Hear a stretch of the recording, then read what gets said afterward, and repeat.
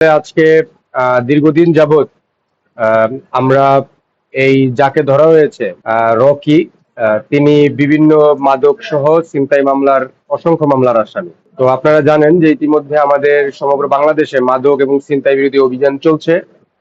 সেই ভিত্তিতে আমাদের এখানেও একটি মাদক বিরোধী একটি কমিটি গঠন করা হয়েছে।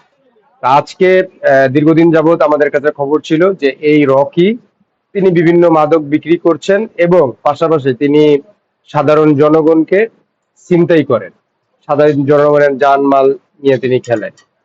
তো আজকে গোপন সূত্রের ভিত্তিতে আমরা খবর পেলাম যে এই আসামি রকি তিনি একটি বাড়িতে বসে নেশার দ্রব্য মানে মাদক খাচ্ছেন, পাশাপাশি তার কিছুক্ষণ আগেই তিনি একটি ছিনতাই করেছেন।